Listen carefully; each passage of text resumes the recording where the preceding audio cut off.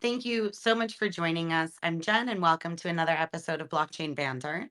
I have four very special guests here today with us, to discuss the topic question: Why do we need a radically different DeFi? Let's go ahead and begin with some quick introductions and get to it. Piers, you are unmuted. We got you up here as a speaker. It's so nice to have you. Maybe you wouldn't mind starting us Great off. to be here. Thank you very much for having us, me, Jen. Sure. So my name is Piers Ridyard. I'm the CEO of RDX Works. RDX Works is a core developer of the decentralized finance protocol Radix, which is a public ledger layer one protocol focused specifically on decentralized finance and Web3, and specifically the tools that we see as being necessary to bring decentralized finance mainstream. We think there's a bunch of problems that I'm sure we'll get into later in this conversation that are currently presented by Web3 and DeFi today that really fall down for everyday users. That mean that this industry, while it's got some really great ideas, is really struggling to push into the mainstream. And all of these problems is the reason that we felt an entirely new stack was necessary. Why we threw away the EVM, we threw away Solidity, we threw away the sort of the typical consensus mechanisms that were being used, and we also threw away things like MetaMask and built our own stack specifically to address what we think is necessary to make crypto mainstream. Thank you so much. I'm so excited. I mean, I've been following along, but I'm really excited to kind of get into the nitty gritty with everybody. Thank you again for being here and for the introduction. Let's go ahead and hand it off to Paper Street. We've got Will behind there. Will, thanks for being here. Thank you for having me. I'm Will Jones, founder of Paper Street Capital, investor in TradFi and Web3, and the writer of Substack. Not smart, just interested. And honestly, this group up here is like my favorite people in DeFi. And so I'm thrilled to be here and really excited to hear what everyone has to say about this. This is really going to be a good one. Thank you so much, Will. It's always great to have you up here on the calls with us. Stefan, if you would please. Yeah, so my name is Stefan Lösch. I'm a senior advisor to Bancor, looking at mostly economics, finance things in this context. I have a traditional finance background in derivatives, capital markets, and also in consulting. Great. Thank you so much. And Mark Richardson, if you wouldn't mind, please. Yep, certainly. Yeah, my name is Mark. I'm currently the project lead at Bancor. Bancor is a decentralized blockchain project that has been addressing the need for on-chain exchange mechanisms since the very beginning of Ethereum, really. We've had several iterations. The most recent one is called Carbon, which is an order book-like system with irreversible orders and is a profound departure from the AMM paradigm of yesteryear. Thank you so much. So, like I said, our topic today is, why do we need a radically different DeFi? The question is slightly loaded and kind of assuming, really, right? So I want to start with something slightly less. I'm curious, as a user, how would you each describe the current state of DeFi, the usability of DeFi as it stands at the moment? Piers, I know you want to go ahead. Sure. Yeah. I mean, I feel like you're sort of like teeing up the softball questions for me. I think. Thank you, Jen. I mean, obviously the usability of DeFi today, I think, is awful. I think I often refer to them as the three cardinal sins of crypto. The first cardinal sin of crypto is making it necessary for everyone to understand what a private key is to be able to use non-custodial crypto. I think of the sort of like DeFi today is a little bit like the internet when AOL was the biggest way in which people accessed the internet, and in that you had these little walled gardens where the internet wasn't really the full internet. It was just a few bits and pieces of functionality. So you'd have your email in there, your news in there, but you're within the walled gardens of AOL. And for me, the equivalent of that is the exchanges. The fact that there are, something like 10 times more users of centralized exchanges than there are directly of DeFi and crypto primitives, to me speaks to the fact that there's a huge untapped demand for people to want to use DeFi and Web3 directly, but feel too afraid to do that. So instead, they just want to go. They go onto exchanges because this is the way in which it feels safer or easier. Because you can, if you lose your if you forget your password, you can just do, reset my password link with Coinbase or whatever, and you don't have this terror of my private key is everything, and if I lose my private key, and I lose all of my assets. And for the sort of like true libertarians, that feels great, but for the everyday person, that just feels often a little bit like too much responsibility. And I think that this idea of not your keys, not your crypto has led to more lost wealth than any other single thing inside the crypto space, and has actually pushed more people to exchanges rather than less people to exchanges. When I say exchanges, I mean centralized exchanges. The second thing is the second cardinal sin of crypto is the fact that assets aren't native features of ledgers. And so you have, right now on Twitter, everyone's talking about the ERC20 approve function, right? ERC20 being the tokenized version of how you create tokens on Ethereum, but the token itself isn't a native function of the ledger. So the ledger isn't keeping track of the balances of tokens. You have a smart contract which internally is keeping its own track of balances, and then you have these really bad clunky interfaces like the approve function that either you have the choice of going, I approve this person to spend all of these tokens that I control, or none of these tokens I don't control. Now, you can do more granular approvals than that, but really that's the only two approvals that people give, and is resulting in many, many scams and many, many hacks and many, many exploits. And again, it's basically terrifying to interact with, even if you're an experienced crypto user. Like the approval function within MetaMask is terrifying, even for like people who've been in this industry for years are still getting scammed by this thing, because of how badly implemented the concept of tokens is, which is crazy when you think about a public ledger's sole function, or one of the biggest functionalities of a public ledger is the creation of digital assets. And the digital assets are so badly defined on things like Ethereum that people are routinely losing billions of dollars of assets just via that as well. And then the last thing that I sort of called the cardinal sin of crypto is, if you look at Web 2, anything to do with money, the most important screen that you are faced with in your user experience journey when you are buying online is your checkout screen, right? Is the screen you see just before you actually pay for a thing. And in crypto right now, we have the equivalent. How I see it as an analogy is that we don't have the checkout screen. We don't have the shopping basket. We essentially have to we choose what we want to do, and then MetaMask comes back with this sign this hash, and then hope for the best, see what's going to happen, and then you've got to wait for like 5 minutes, 10 minutes before you actually see what the results are.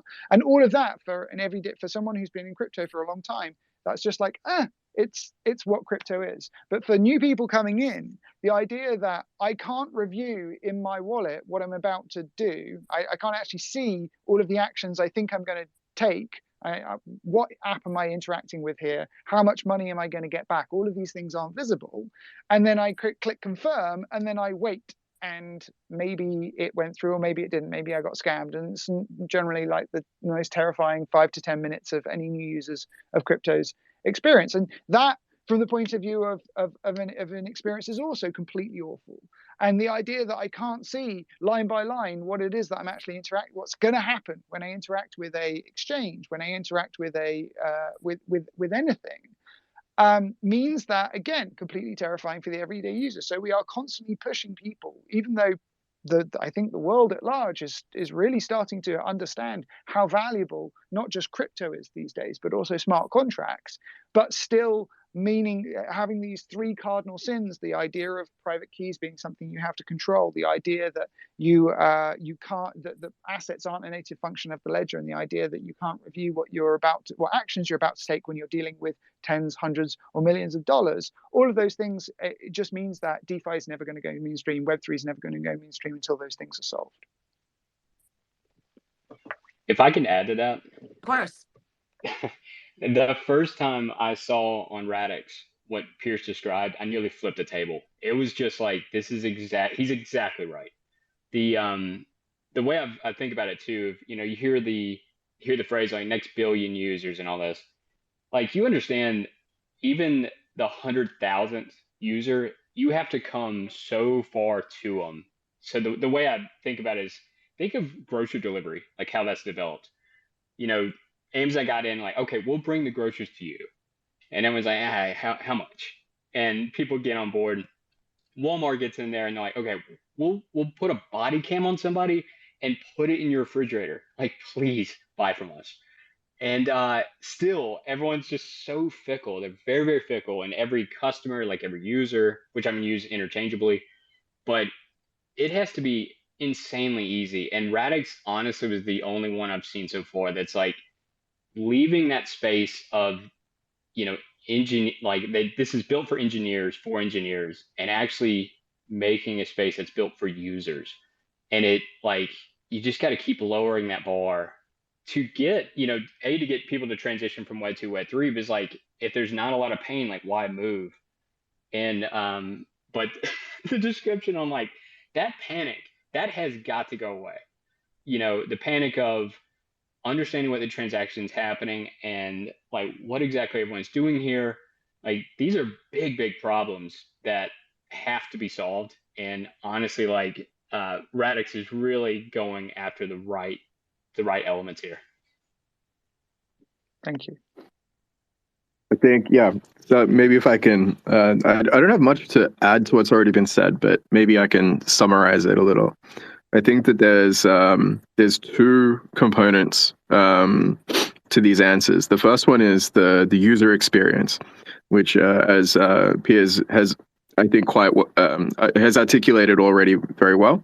There are a handful of problems. The first one is that there is a very large amount of user competence assumed before you can even access, DeFi applications, and that level of competence isn't just, assuming that the user is going to be able to handle their private keys and things in an appropriate way, but also, and it's something that's kind of seldom spoken about, but it is assumed that users even have in-depth smart contract knowledge, and that they're going to be able to interrogate and criticize the contracts that they're interacting with. This is actually one of the assumptions when you're interacting with a blockchain today. And, you don't have to go too far to realize that, because even the most popular wallets out there, if you're interacting with Ethereum, they will still give you some sort of garbled nonsense, before getting you to approve a transaction, like literally just a string of characters that doesn't really mean anything. And then asks, is this really the action that you wanted to take? And I'm not sure what your average human is supposed to do with that information. How would you know the difference between a legitimate transaction and a nefarious one? It's just crazy. And at the bottom level, right, stuff close to the hardware, maybe kind of a little bit distant from the user experience, but still sort of affects them indirectly, is the fact that none of the major blockchains today, right, or let's just say the big two, right, Ethereum and Bitcoin, neither one of them was really constructed in such a way that lends itself very well to complex interactions with the chain. It's worth pointing out that even on Ethereum, which is the first real smart contract centric blockchain, even then it has only really been developed to transact with ETH in smart contracts, in a convenient manner. And it got to the stage where, with all of these ERC20 contracts, we eventually needed a wrapper, right, for ETH to transform it into an ERC20 so that it could be handled in a more generic way with the rest of DeFi. Like, big design flaws. And we've also seen on the Bitcoin chain recently, alternative tokens have started to launch that. But a lot of people don't realize that it's completely unverifiable. It's really just passing around sort of these JSON files, and there's absolutely no way to know that the tokens that you are getting via the smart contracts or the rudimentary smart contracts that are now sort of developed on Bitcoin, if they're even there before you transact. Like, it's literally impossible. You need the off-chain component in order to participate, which is kind of it begs the question as to why Bitcoin bothered with tokens at all. But yeah, it's really those two components, right? There's the assumption of user erudition in the space, which is generally a flawed assumption, and then the second one is that blockchains were quite evidently not developed to support these kinds of complex systems. And so that's why we're seeing this kind of resurgence, I think, in the narratives around alternative layer ones. So towards the end of the last bull run, we saw Avalanche pick up because it seemed to be at least a little bit more, designed with a specific purpose in mind. We've seen Radix, and I think a lot of the stuff we're speaking about, at least in an engineering level, on Radix is completely resolved, and a lot of that translates upwards, right, towards the user experience, where you no longer need to interrogate a string of nonsense to understand what action you're taking. But also, blockchains like Solana as well, right, where some of the the ability to parallelize transactions is something that's actually built into the chain at the base level. So there has always been a problem, and it's why these alternative chains have received so much attention. And yeah, I share Will's enthusiasm for the Radix chain. I think that the beauty of the scripto programming language, I think, is phenomenal, and also just the there are more things we can speak about with Radix. I don't want to take too much of Piers' material away from him, but even the way that Radix handles smart contracts in a wallet-to-wallet fashion, rather than having to give over your tokens or anything else to a smart contract to hold for you, I think is that kind of a system built specifically to handle these kinds of situations, and it's what's been lacking all along. Yeah, so if I may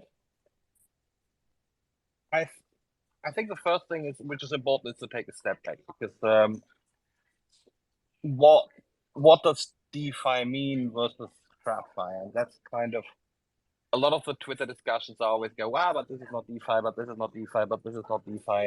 And it's a little bit tricky, because ultimately I would argue that decentralized finance is ultimately a number of building blocks that are put together, but these building blocks actually on their own are quite useful. So I absolutely agree. I mean, on the one hand, a PKI infrastructure is absolutely revolutionary on the one hand.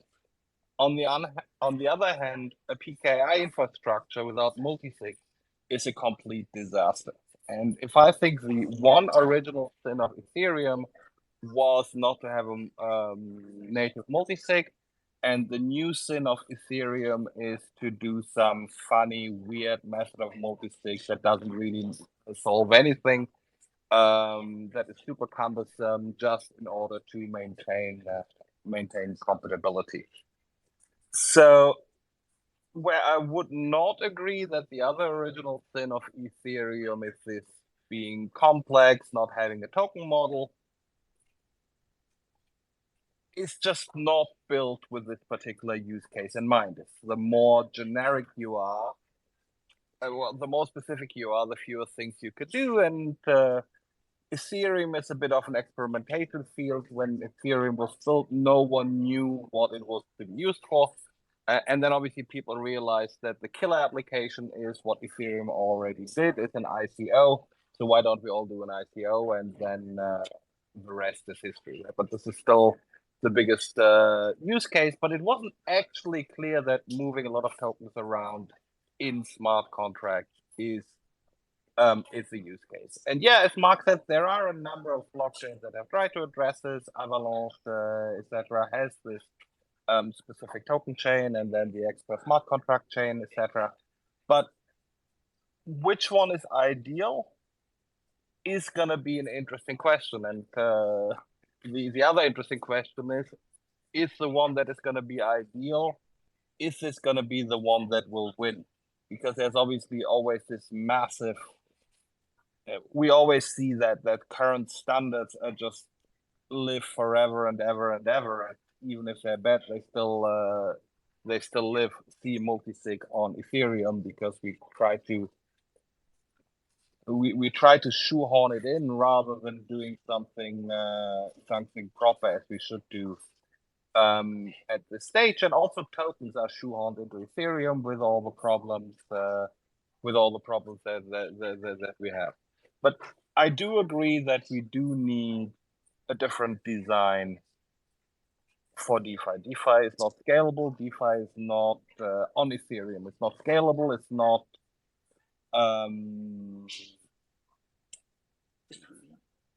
It just doesn't work. It's a nice playground, but if you want to really work at scale, there's absolutely no way that this can ever go, and there's multiple reasons. But what the system is going to be like, it's going to be actually very, very interesting, because maybe DeFi at the end of the day is not going to be decentralized. Maybe the killer application is a relatively centralized system where people just use a PKI because of the advantages that the PKI has. Yeah. Or it's going to be a blockchain, but it's going to be a blockchain that is not run with a proof of stake or proof of work, but it's just going to be some proof of authority chain that is run by a consortium, which most purists would not call DeFi. Yeah. So I think it's really interesting. It is super important to really throw a lot of different things out there, see how they work in practice, and see where it's going. And yes, I mean, Radix is super exciting in this area. It solved a few of the engineering things really well. Whether this gives the momentum or whether the market just decides to do the stupid old things as it often does, that's obviously always the question. Thanks so much, Stefan.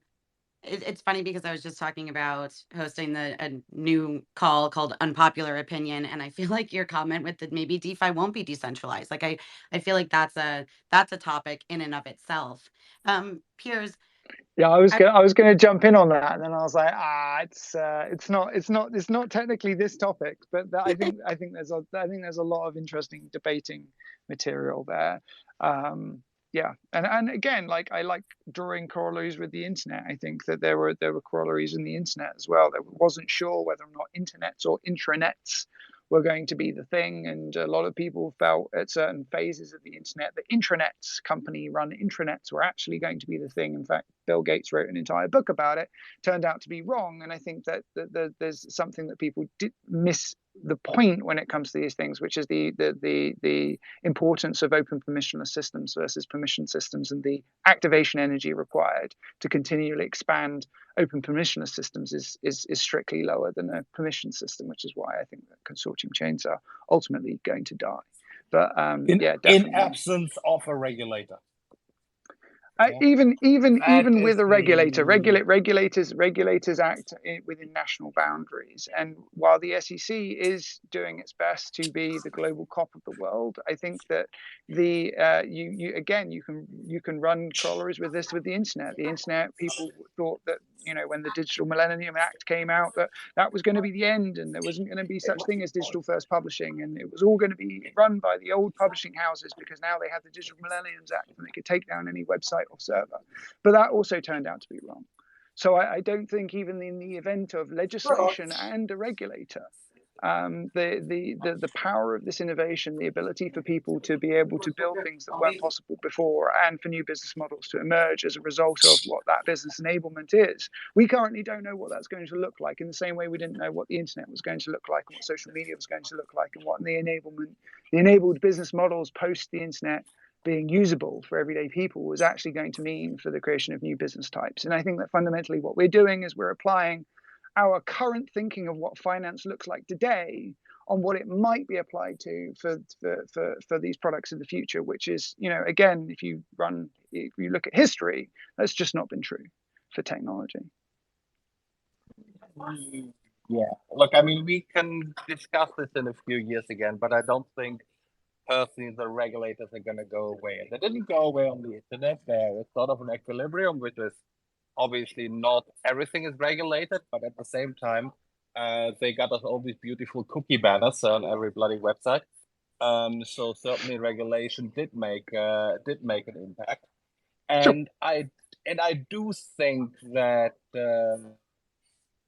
regulators do have a strong nexus, because we all need to live somewhere and they can all catch us where we live. So I do think we need to cooperate with them. And once you cooperate with them, it's kind of not more entirely freewheeling. There's going to be some kind of compromise I don't disagree, but I don't agree with the dichotomy that you're putting forward, though, or seem to be putting forward, of saying regulation will mean that inevitably everything will become permissioned. And I know I'm sort of painting the argument more black and white than you were putting it yourself, but I'm not saying that we shouldn't listen to regulators and the regulators don't matter and that consumer protection doesn't matter. It all absolutely does. But I don't think every regulator I've ever spoken to is rarely going, this is how you must use the technology. They're not normally just saying, this is the risks that we want to avoid, and these are and we would like, and this is the consumer protections that we want to have in place, and you guys work out how you implement that. And I think that most of those things that regulators are asking can be implemented on a public ledger just as easily as they can be implemented on a private ledger. Oh, on a public ledger, certainly, but you may get some permissioning layers like Blacklist or whatever that are effectively also a permissioning layer, right? It's not a permission layer at the technological level, but it's a permission layer at the smart contract level. So this is what I'm saying. There is going to be some permissioning somewhere. Not everything is going to be permissioned, but you're also not going to be freewheeling and being able to do whatever you want. For sure. To add to that, like on actually both your points, like remember in the 80s when email was like just coming about, like USPS thought they were going to be in control of it. They were like, well, and especially in the US, obviously, but it was just like every household is going to have an email and it's going to be controlled by the USPS, and we're going to have this done. And to Piers' point of like not really knowing where all this goes, like that was the initial idea. It was going to be generally centralized, and they were going to control this technology, and it went in the completely opposite direction. So it is just like there's so many variables here of not knowing where all this goes. Yeah, I think there's another good example for how often the regulation surrounding things can actually, we treat these as immovable objects, but they're not.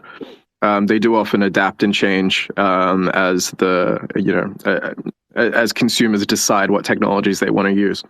The one that I wanted to raise was that this wasn't too long ago. This would have been sort of maybe 2015. In Australia, Uber was viewed as an illegal taxi, right? It would summoning people from the internet to arrive at your house, and you get into their car and they drive you to somewhere without licenses and with no regulatory oversight, was seen as as a criminal act. And even in London, I know that not more than a decade ago, there was something called, there were mini cabs, which is like, people that have like an appropriate license to take passengers. And then there was this like underground network of illegal mini cabs, which were just people in cars that didn't have any licenses at all. And when Uber came out, it was essentially just applying that illegal black market for minicabs in London on an enormous scale. And so what's interesting is that as that pushed that into the mainstream, it really did force regulators in both the UK and Australia to sort of start relaxing that regulation. I'll need to find the appropriate citation, but it was around about the time I started my postdoc in California. But there was an Uber driver who was fined like $500,000 for taking passengers without a taxi license. And today, it's totally fine, right? I can call Uber whenever I want and get into a car and be taken wherever I want. So yeah, there are examples where technology has, has resulted in the relaxation of these kinds of regulatory burdens. Can I just make the point that in London, Uber was around 1 month away of being closed down. And then they decided to get a minicab license. So Uber in London is a licensed minicab operator that happens to use the app, and you see that all the minicab, when next time in London, have a look, all the Ubers have this yellow circle with a square in the middle, which means that this is a licensed minicab, and the driver is a licensed minicab driver. So I think this is actually a very good example. I also write about this in my book, about like, you can obviously be very aggressive, and Uber was super aggressive, and especially in New York, yeah, where you had all these medallion system, etc., and where this was more of it was a regulation thing, but regulation was also protecting the incumbents. And Uber built all this momentum, and because the New York taxi market was such a shitty market, everyone loved them.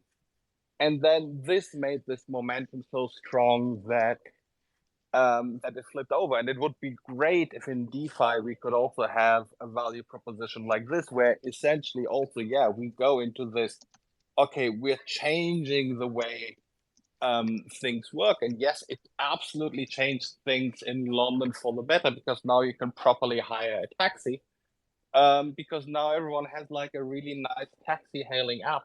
But the funny thing is that this was more of a competition thing. Uber did everything the regulator asked them to do. It took them a while, but the town hall told them, look, you become a licensed operator or we shut you down.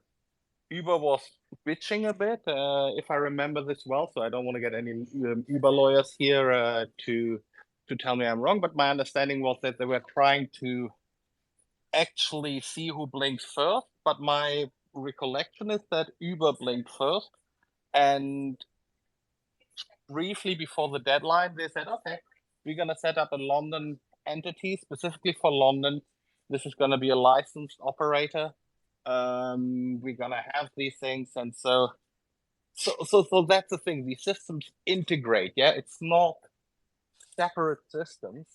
And we can on DeFi build a lot of really, really interesting new functionality having to do with the private key infrastructure, having to do with the new ways, the bringing the costs down. Even if it's not entirely decentralized, we have much more operators than the 5 bulge bracket investment banks. We can bring extremely interesting things into the market, but ultimately, I'm convinced where we'll end up is something like Uber in London, which is like something in the middle. Yeah, where we're gonna take the best of both worlds and gonna have a system that is reasonably open, but also reasonably regulated. I think going to what you were saying, Stefan, about building interesting functionality, and blockchain, it's almost as if, before when I was asking about the user experience, how you guys see this at the moment, and you all kind of went to the developers and the engineers to like the core of this, right? In order to build this interesting functionality and in order to continue building this and evolving this space and opening this up to mainstream, it seems that that is what really needs to be addressed first. And I don't know if it was Mark or if it was Piers, but you had mentioned the scripto programming. And what I wanted to ask, and what I don't know if so many users in DeFi really stop to ask themselves, is what is the experience like for the developers and for the engineers? It's a big meme when this and when that, but there has to be some sort of difficulties, and I want to speak to that a little bit from the developers, from the engineers, from the ones that are building in this space. What is that like at the moment? Yeah, I mean, I think it would be great to hear from Mark first on this, because obviously, Mark, you've done a huge amount of development in Solidity, so it'd be good to sort of get your perspective on developers, and then I can sort of talk a little bit about what we've done with Scripto and how we see as making it better. Sure. So I'm not the most qualified person to speak to it. I wish we had some of our smart contract team on here, but essentially,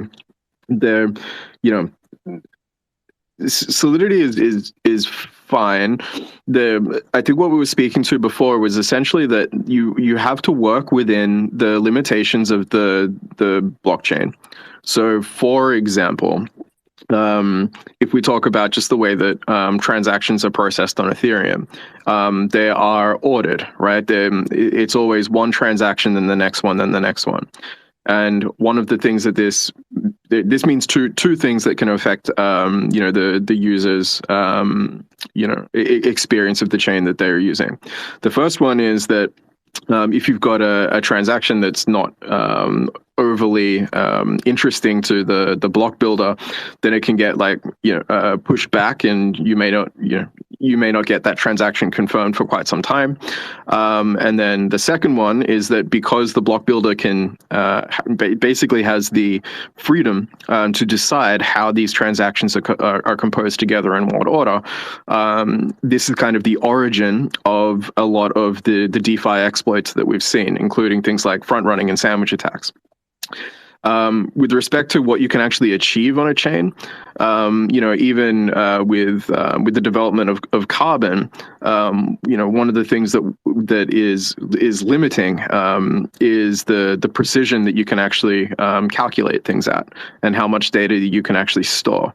So, for example, the way that we compose the contracts is actually making use of sort of an in-house developed floating point system, where of course it sacrifices a tiny bit of precision. It's negligible, thankfully. But the reason we had to do that was because you can only store a certain number of bits in the contract. And even then, there are other features and things that we're constantly thinking about adding to the Carbon deployment. And we need to pay constant attention to the actual size of the contract, because eventually, there is a maximum size, and only so many bits that the contract can store. And as you start to approach that threshold, you wonder, how much extra functionality you have to put in. Now, or how much extra functionality you can put in. There's kind of two different perspectives that you might take on that kind of development restriction. One is that it forces you to be more terse, more clever with how you implement things.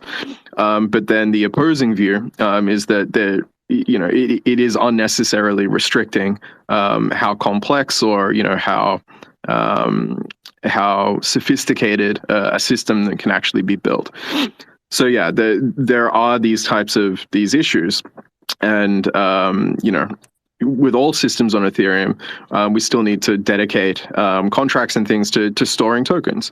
And this is something that didn't even occur to me until I started looking into the system that Radix is building.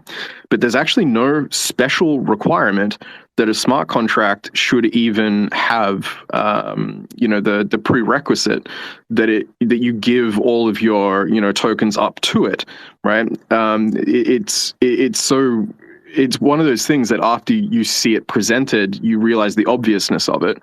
But one of the things that really impressed me about Radix is that the way that the smart contracts are being described means that the user can actually just keep all of the tokens in their wallet, and the smart contracts basically just execute transactions between wallets. And it's, that is a even from as a non-custodial maximalist, is something that you should find very appealing. So yeah, there's it's things like that, right? There's the restrictions that the chain puts on you with respect to how many digits it can store, how what the math packages are that you can even number crunch with, and how big the how big a contract can actually get before you have to start deploying extra contracts and so forth. And so these are the things that that really sort of define the boundaries of your development landscape, and ultimately that is going to have a very profound impact on the user experience. Yeah, it's really interesting, sort of like which bits you're picking up here. We spent about a year and a half working with DeFi developers and other sort of smart contract developers, and with there was the sort of the narrow bits of just what limitations were provided by by coding using something like Solidity. And then there was also some wider business aspects that I found really interesting when we were talking with people as well. So often when you have a tool, you can end up getting very focused on how do I achieve this thing with the tool. But then if you go up one level, you go, well, what am I spending most of my time doing with this tool? And what is this tool preventing me from a business point of view from achieving? So for the next level up, those two questions, the answer to those two questions was really interesting. The first thing that we noted is that about 80% of development time for the average Solidity developer was spent on making sure the code was secure and correct. So you spend about 20% of your time describing the logic that you wanted, and then depending on the skill of the Solidity developer and how long they've been doing it for, about 80% of the time just sort of making sure that you hadn't made any stupid mistakes or optimizing for security of that functionality that you've added to the code, which is a relatively large ratio between what I would call productivity and security, where in time spent, and that was quite consistent across the teams we spoke to in terms of how much time they spent on functionality versus security, and then. The other thing that was really interesting is when I was speaking to sort of the leaders of these projects, and I'd say, well, what's your biggest constraint? What's the thing that's stopping you from sort of doing better? About the most common answer that we got, especially from the bigger companies that are already getting large amounts of TVL, was we just can't get the developer talent. It's really difficult for us to hire developers. And if anyone who's looked at the Electric Capital reports will know there's only about 30,000, 32,000 full-time smart contract developers in the space today, as measured by activity in open source repos. So obviously there's going to be stuff that isn't visible, but largely that describes sort of the majority of the DeFi Web3 space are built on top of permissionless ledgers. And so there's 32,000 full-time Web3 smart contract developers. And we were like, okay, well, that seems like a very small number considering how much money has come into the space and how much the crypto community overlaps with the developer community. Like every single developer has heard of crypto. It was sort of a tech first money. So from that point of view, the developer community and the builder community were some of the earliest adopters of crypto. So like, why is there so few people who have chosen it as their everyday jobs? And again, the answer to that was it's really hard to get to the point where you can build competently in a way that isn't absolutely terrifying for a developer going, well, I think this is right, but also this contract is going to be holding 10 million, 20 million, $100 million, or could be holding that much money.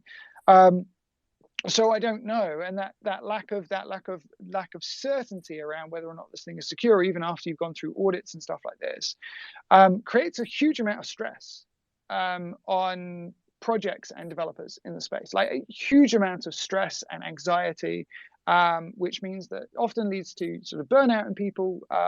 And you see the way the market creates this stress as well, in which the market wants you to launch as quickly as possible. But if you make a single mistake and lose people's money, then it's all of your fault. And now you're in the situation where it's almost impossible. You have to be perfectly right at everything and quick. And if you make one single mistake, then that's all on you. And you should, you end up in these situations where people almost can't win. And so we sort of took a step back and we went, okay, well, what are the things that we can make as native features of the Radix ledger that mean that you don't have to worry about some of these sort of basic low-level security ideas of, like, how do you do safe asset handling? How do you do permissions? How do you define tokens in a way that tokens can't accidentally change supply or be something that you didn't want them to be? How do you make it so that interactions between applications can be composed together in a logical, programmable way? And all of those things ended up resulting in actually two innovations rather than one. A lot of people talk about Scripto as the programming language, but Scripto as the programming language actually wouldn't exist without the Radix engine. And the Radix engine sort of takes inspiration from the games industry. I often talk about the games industry when I talk about this. Like, the computer games industry, when it first got started, people had to build all of the low-level. If you wanted to build a computer game, you had to do all the low-level stuff as well. Like, you had to build specifically for the PlayStation, or specifically for PC games, or specifically for Game Boy, or whatever. And you had to understand how all the low-level stuff worked so that you could make your rendering engine and your physics engine and your games engine all work in that environment. And you also had to build your rendering engine and your physics engine and everything specifically for your game. And so you ended up getting a small number of developers who were very competent at a large number of different areas, like could build up and down the entire stack of games. And that's where, people like John Carmack, who created Doom, came out of. However, these people were what I would call sort of god-tier developers. It took a lot of experience and a lot of ability to be able to actually be a games developer back in the day. And then the games engines came along, things like Unity, Unreal. And what the Unity, Unreal did is it identified the core building blocks of what made a computer game, without the inflexibility of saying you have to build your game like this, but just going, well, if you want to build any game, then you need these kind of primitives, and we'll build these kind of primitives, and we'll also make it possible for sort of graphic designers and artists to be able to share primitives with each other, so that you can have like, if I want some trees in my game, I don't have to go and build trees. I can buy some assets in from other computer game creators who have already built those assets, and I can sort of reuse those components. And all of these components of, like, primitives, reusable primitives that define the difficult low-level stuff that's repeatable across applications, plus this idea of shared primitives that you can sort of get royalties from and stuff like that, that all came into the Radix engine, where we're like, okay, well, if you're going to be building things to do with the movement of assets, if you're going to be building things that people want to own, if you want to be building things to do with identity, you want to be building things to do with permissions, then all of those things can just be part of the Radix engine. They can be natively defined within the protocol.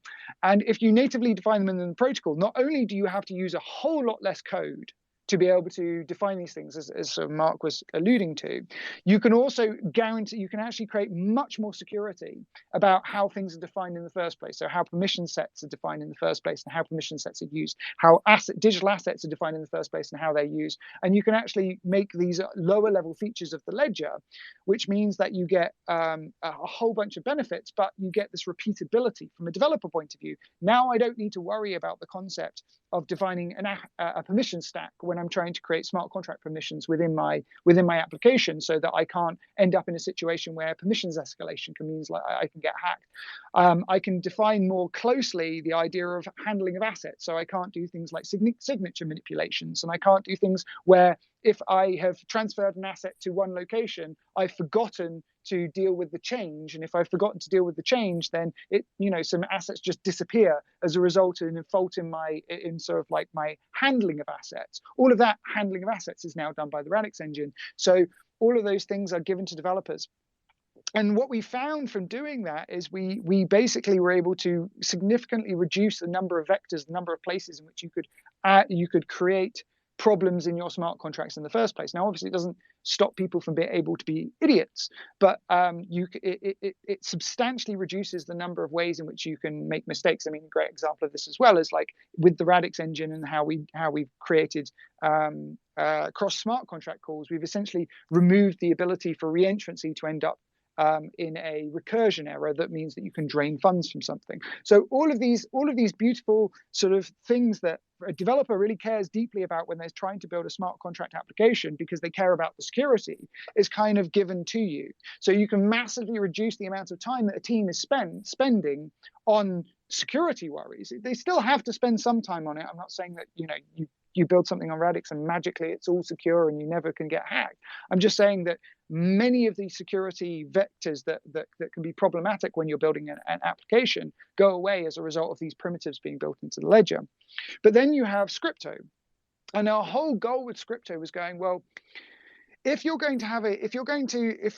this new concept of being able to create digitally native assets and create logic associated with them and create interactions around them is actually a new paradigm for the web, it's a new layer for the web, then we probably need a new language programming paradigm around this. So we started down this path of going, well, let's create a asset oriented programming language. Let's make a programming language where assets are the main primitive of the language, and so that when you come into the docs, even the first thing you do isn't hello world, it's hello token. The first thing you do, the very first thing you touch is creating a token, and then within a short period of time you can go to building something like Uniswap v2, which conceptually is a very, very simple application. But you can build that incredibly quickly in Scripto, and we were just continually optimizing. We spent again about a year and a half optimizing this programming language without even thinking about defining it so that it could be put on top of a public ledger, but just from the point of view of how is the usability of this, because that then addresses the second problem that we saw when we were speaking with these teams, which is there aren't enough developers. And a big reason there aren't enough developers is because the skill set that is required is so high to be able to get to the point where you can easily hire new people, get new people coming into the space that they can then pick up a tool and then confidently use. And so the other goal for us with Scripto was, how do you make a tool that is built for purpose in such a way? How do you get a programming language that's built for purpose in such a way that people can pick it up easily and then be able to build things confidently, safe in the knowledge that many of the things that you would previously have to worry about from the point of view of solidity and the kind of errors and hacks that can occur is kind of taken care of by the Radix engine. Plus the syntax of Scripto has been iterated over a long period of time, working directly with developers to get to the point where it is intuitive for handling of assets. And that everything in the programming language is all about the safe handling of assets and the safe definition of how the logic you would want to be able to build things like Aave or Compound or Uniswap or Carbon or any of these sort of like incredible primitives that we've seen coming out of DeFi, but also do basically anything within Web3. Like NFTs are obviously primitives of the ledger, and being able to build anything that is sort of in what I would call as NFT 2.0, so reputational NFTs, profile pictures that associate you with the ability to unlock DAOs, all of that kind of stuff. Again, it's all asset-oriented programming that is the base of that, and that's where we ultimately got to with Scripto and why we spent so much time focusing on the user experiences of developers. I think if I can add some context, because Piers has done a phenomenal job, describing some of these things. But for those who aren't, developers, maybe some of these concepts are a little bit abstract. the one that I want to sort of cling to from everything that Piers has just said is this parallel with game development. I think this is going to be a concept that's a lot more accessible to a wide audience. But if you think of the impact that game engines like Unity has had, like Unreal and others, it's essentially a ready-made sort of purpose-built set of things that you can use to create whatever game it is that you're working on. And if you want to see like just how bad it is trying to build a game from scratch, there are even AAA games today. Like historically, the games that Bethesda has been working on have been awful, right? In terms of how buggy they are. Not that the quality of the games are bad, but that the code is horrifically inefficient.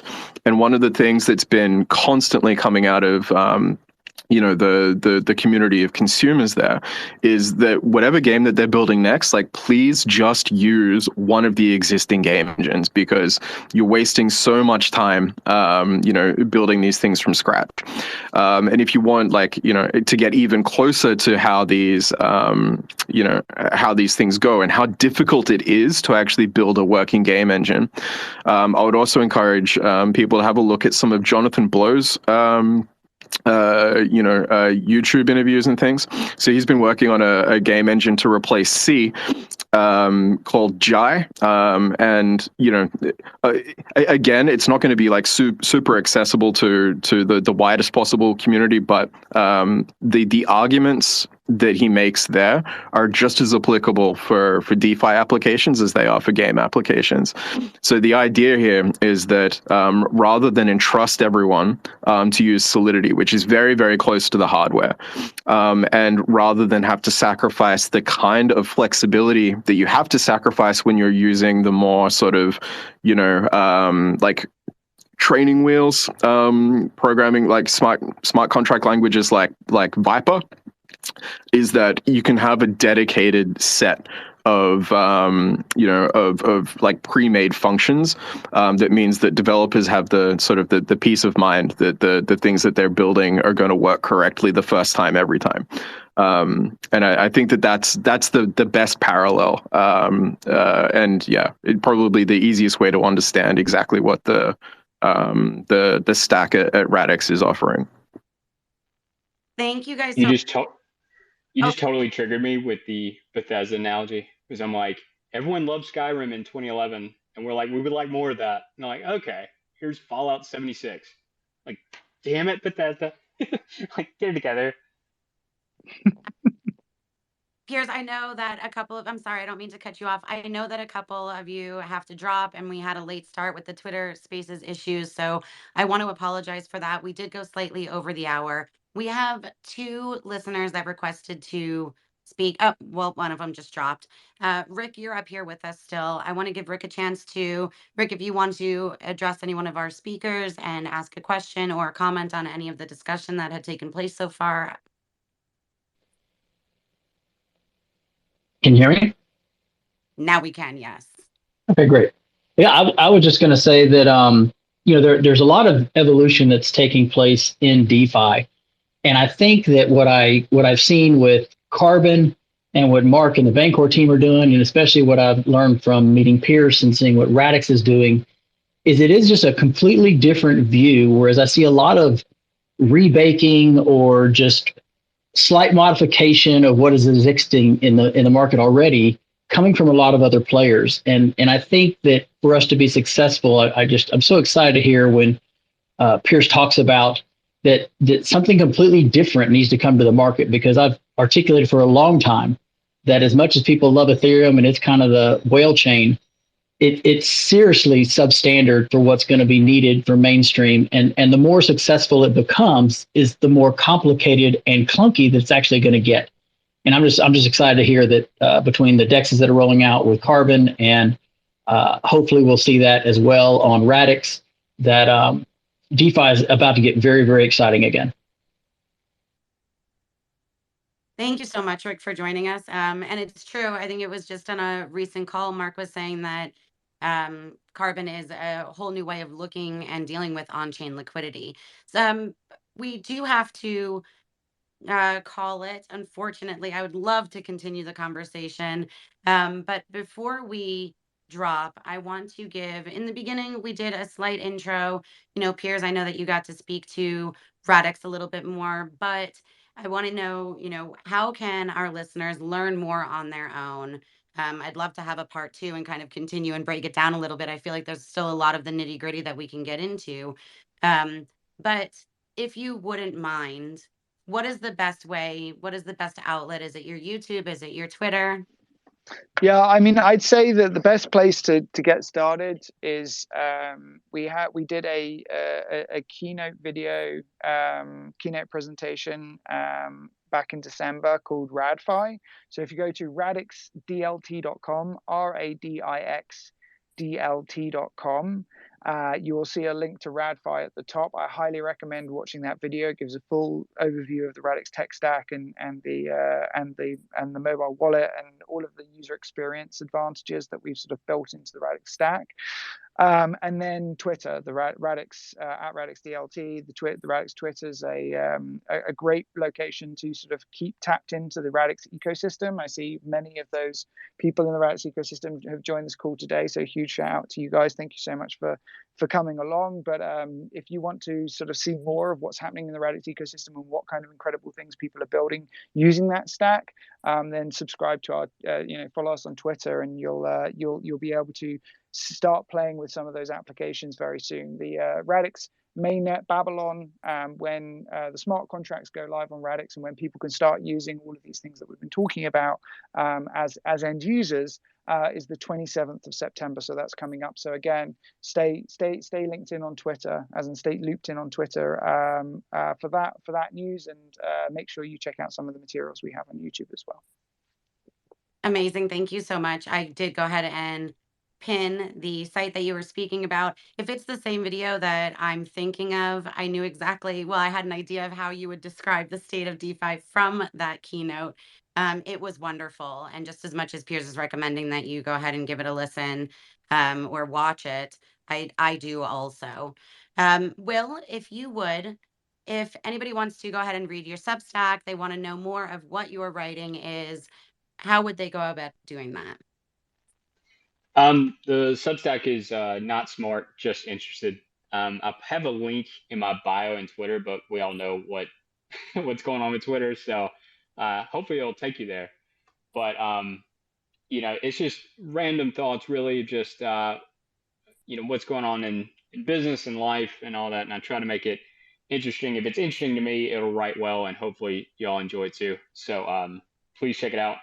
But I'm honestly thrilled to be a part of today. This is I love everyone up here and what everyone's doing. So thank you again. Thank you so much. And I did go ahead and pin one of your, I want to say latest, it might have been your pin tweet, but a link to one of your Substacks. And Mark, maybe you wouldn't mind telling us a little bit more about Carbon. We touched on it briefly in the beginning and slightly throughout the call. Yeah, I've got to keep it really quick because I'm due for other calls. But yeah, Carbon is essentially it's an order book like DEX. So it's no longer the case where you are forced into a short gamma position, essentially ensuring the rest of the market against price movements. In general, the people in cryptocurrency are expecting price movements, and so offering insurance against it is, I would say, at ends with most users' expectations. So Carbon is actually almost like a reverse AMM. It offers the exact opposite financial instrument. It's very high alpha. So if you want to, for example, sell your ETH the moment that it hits $4,000, you can do that. If you're not sure exactly where the ETH local top is going to be, you can set a range, and if the market comes to that level, your ETH will be sold at that price.